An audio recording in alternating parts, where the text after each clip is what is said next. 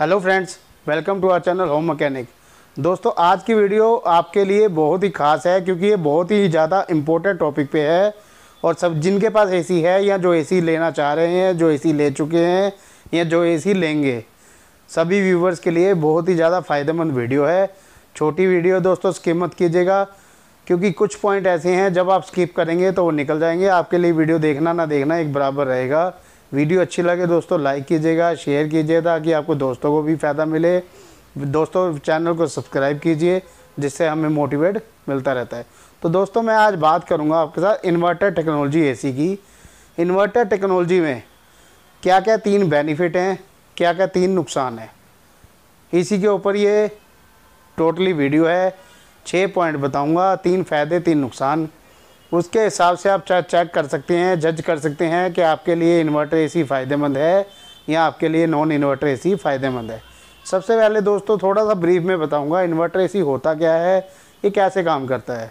क्योंकि कुछ लोगों को सोचते हैं कि इन्वर्टर एसी इन्वर्टर पे चलता है।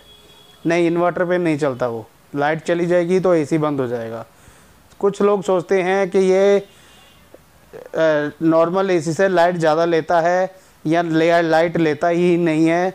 दोस्तों, ऐसा नहीं है, लाइट नहीं लेता है, लेकिन नॉर्मल एसी के मुकाबले ये 20 to 30% लाइट कम लेता है।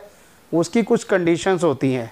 वो क्या कंडीशन है, किस लिए लाइट कम लेता है? दोस्तों हर एक एसी का एक पर्टिकुलर एरिया होता है, एक पर्टिकुलर रूम होता है, चाहे वो नॉर्मल एसी हो चाहे वो इन्वर्टर एसी हो।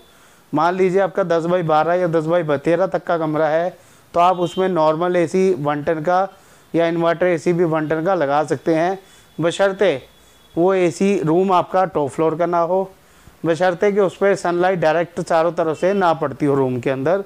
अगर आपका एसी रूम जो है वो सराउंडिंग है और टॉप फ्लोर नहीं है, तो आप 1 टन का इन्वर्टर एसी या नॉर्मल एसी लगा सकते हैं। आपके लिए सफिशिएंट होगा और इन्वर्टर टेक्नोलॉजी काम भी करेगी। अब दोस्तों, मैं बताता हूँ आपको इन्वर्टर एसी काम कैसे करता है, नॉर्मल एसी काम कैसे करता है। दोस्तों, जब हम एसी इन्वर्टर एसी कोई भी लगाते हैं, 1 टन 1.5 टन 2 टन जितने भी आपके रूम में जो भी लगा हुआ है, जब इन्वर्टर एसी ऑन होता है तो उसका जो स्टार्टिंग करंट होता है वो 0.25 टन से 1.5 टन का एसी होगा तो 0.25 टन के करंट से स्टार्ट होगा। लो करंट से, लो साउंड से स्टार्ट होगा। 10 से 20 सेकंड के बाद वो अपनी स्पीड बढ़ाता है और 1 टन पे आ जाता है।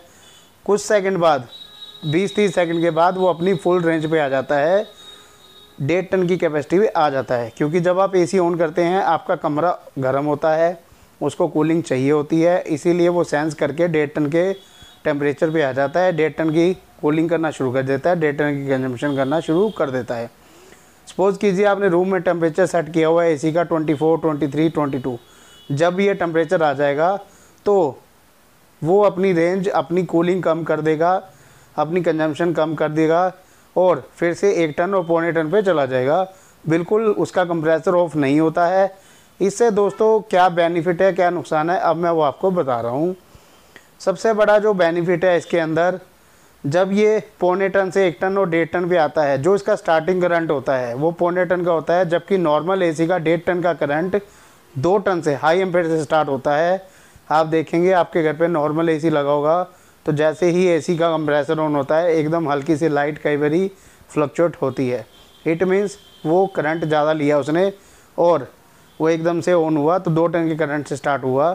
इन्वर्टर एसी जो स्टार्ट होगा वो 0.25 टन के करंट से स्टार्ट होगा, 1 टन पे आएगा, 1.5 टन पे आएगा। अगर उसके बाद ज़रूरत पड़ेगी, उसको रूम आपका बड़ा है या गर्म ज़्यादा होगा, तो ही वो 1.5 टन पे आएगा, अदरवाइज़ वो 1 टन के करंट पे चलता रहेगा। तो इस तरीके से इसकी लाइट बचती है। सबसे बड़ा प्लस पॉइंट है इन्वर्टर एसी की, जो लाइट है वो नॉर्मल एसी से 20 से 30% सेव होती है। सेकंड, दूसरा पॉइंट इसके अंदर दोस्तों ये है, इसमें वारंटी गारंटी हमेशा ज़्यादा मिलती है नॉर्मल एसी से। नॉर्मल एसी की गारंटी ज़्यादातर कंपनियां 5 साल कंप्रेसर की और 1 साल पूरे एसी की देती है, जबकि इन्वर्टर एसी में 10 साल कंप्रेसर की और 5 साल पीसीबी की और 1 साल एसी की ज़्यादातर कंपनियां ऐसे ही देती हैं। कुछ कंपनियों का वेरी हो सकता है, वो अपनी मैनुअल में या अपने साइड पे अपलोड कर देती है अगर कोई एक्स्ट्रा वारंटी और मिलती है, बट स्टैंडर्ड वारंटी यही है, 10 साल कंप्रेसर इन्वर्टर एसी में, 5 साल पीसीबी और 1 साल एसी। जबकि नॉर्मल एसी में आपको कंप्रेसर की 5 साल की वारंटी मिलती है। 2 पॉइंट दोस्तों ये हुए। तीसरा पॉइंट जो इन्वर्टर एसी का जो फ़ायदा है आपको, इन्वर्टर एसी का जो फ़ायदा है, जब जो नॉर्मल एसी होता है दोस्तों, जब ठंडा कर देता है, मान लीजिए 24 डिग्री आपने सेट किया कमरे का टेम्परेचर, 24 डिग्री आने के बाद उसका कंप्रेसर बिल्कुल बंद हो जाता है। मान लीजिए वो स्प्लिट है या विंडो है, दोनों में सेम प्रोसेस होगा। जब कंप्रेसर बंद होता है चलता है, हल्का सा साउंड, विंडो एसी होगा तो उसमें साउंड आता है कंप्रेसर ऑन होने का, बंद होने का। स्प्लिट एसी है तो उसमें भी गैस की आवाज़ आएगी, शू करके कभी आवाज़ आती किसी एसी में, किसी एसी में हल्की सी फ्लक्चुएशन आती है, कट कट करता है हल्का फुल्का। तो वो सारी डिस्टर्बेंस जो है वो इन्वर्टर एसी के अंदर नहीं होती हैं। प्लस जब नॉर्मल एसी का कंप्रेसर बंद हो जाता है तो 5 से 10 मिनट लेता है वो ऑन होने में। उतने टाइम में रूम में सफोकेशन होती है, कई बारी रूम के अंदर कोई बैड स्मेल भी आती है। लेकिन उसके अपोजिट इन्वर्टर एसी जैसे ही टेम्परेचर सेंस कर लेगा तो 0.25 टन पे आ जाएगा। आपके रूम के अंदर कूलिंग भी होती रहेगी, माइल्ड कूलिंग होती रहेगी, हल्की कूलिंग होती रहेगी। बार बार जो कंप्रेसर बंद हो रहा है, हमिंग कर रहा है या साउंड कर रहा है, वो आपकी नहीं होगी। प्लस आपके रूम में सफोकेशन नहीं होगी, आपके रूम में ह्यूमिडिटी नहीं बढ़ेगी, आपके रूम में स्मेल नहीं आएगी। तो ये दोस्तों 3 पॉइंट थे जो मेन थे, इसके मेजर जो बेनिफिट्स हैं इन्वर्टर एसी के। दोस्तों अब जो इसके बेनिफिट थे वो मेजर मैंने बता दिए हैं। अब जो इसके 2-3 पॉइंट माइनस पॉइंट होते हैं उसको आप माइनस समझ सकते हैं, नहीं मैं आपको बता देता हूँ, बट वो कोई ऐसे माइनस पॉइंट नहीं है जिसकी वजह से आपको इन्वर्टर एसी ना लेना पड़े या कोई प्रॉब्लम आए। दोस्तों इसमें एक तो जो सबसे बड़ी प्रॉब्लम आती है कि हमारे यहाँ पे इंडिया में जो फ्लक्चुएशन है लाइट की वो थोड़ी ज़्यादा है नॉर्मल कंट्रीज़, अदर कंट्रीज़ के अलावा।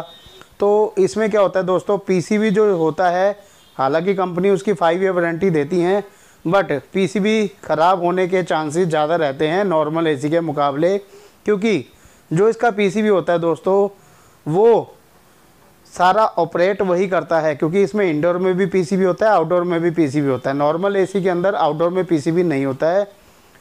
प्लस जो नॉर्मल एसी होता है वो 240 बेस्ड पीसीबी होता है, और इन्वर्टर एसी का जो पीसीबी होता है वो 12 वोल्ट पीसीबी होता है। ये 240 लाइट जो आ रही है उसको 12 वोल्ट पे कन्वर्ट करके, क्योंकि इसके इन्वर्टर एसी के अंदर जो कंप्रेसर होता है वो डीसी बेस्ड होता है, डीसी बेस्ड 12 वोल्ट पे ही चलता है, 240 वोल्ट पे नहीं चलता है। जबकि नॉर्मल एसी का कंप्रेसर 240 वोल्ट पे चलता है, उसमें एक कैपेसिटर लगा होता है। इन्वर्टर एसी के कंप्रेसर के अंदर कैपेसिटर नहीं होता है, ये विदाउट कैपेसिटर चलता है। ये रेसिस्टेंट जो होते हैं इसके अंदर बहुत स्मॉल होते हैं।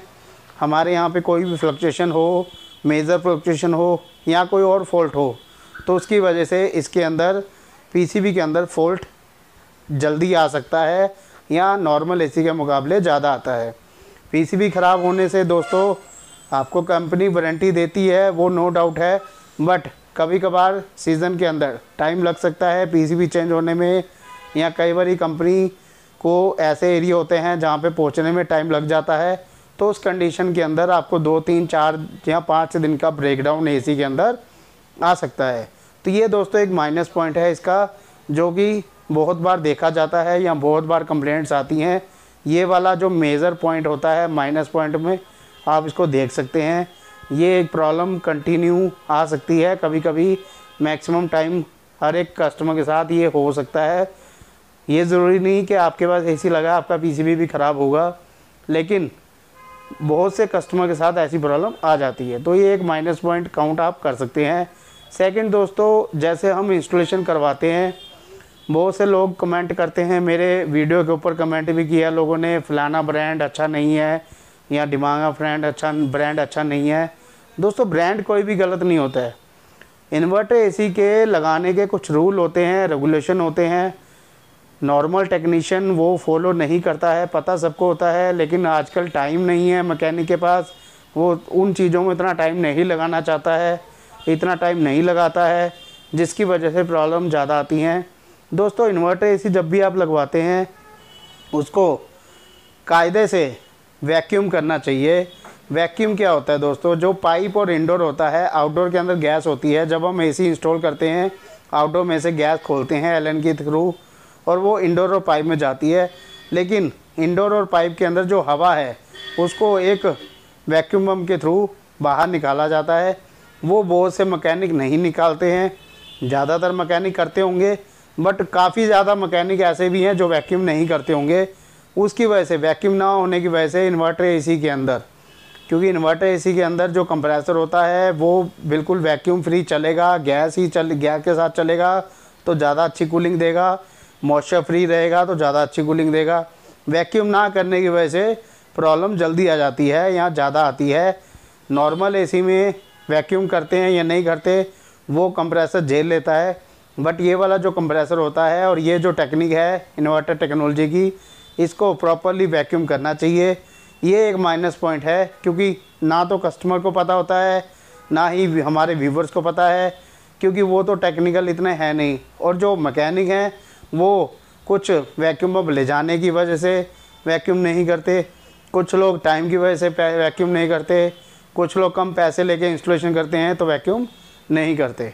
तो ये दो चीज़ें हैं दोस्तों, ये माइनस पॉइंट इन्वर्टर की आप गिन सकते हैं जिसकी वजह से प्रॉब्लम इन्वर्टर एसी में ज़्यादा आती हैं। तो दोस्तों मैंने आपको इसके 3 प्लस पॉइंट 2 माइनस पॉइंट बता दिए। अब आप इसके अकॉर्डिंगली डिसाइड कर सकते हैं। ये जो मैंने आपको प्रिकॉशन बताए, ये अगर आप लेके लगाते हैं तो आपके लिए माइनस पॉइंट भी प्लस पॉइंट में कन्वर्ट हो जाएंगे। तो दोस्तों आज की वीडियो यहीं समाप्त करते हैं। मिलते हैं एक नई वीडियो के साथ, एक नए कॉन्सेप्ट के साथ, एक नई टेक्निक के साथ। तब तक के लिए नमस्कार।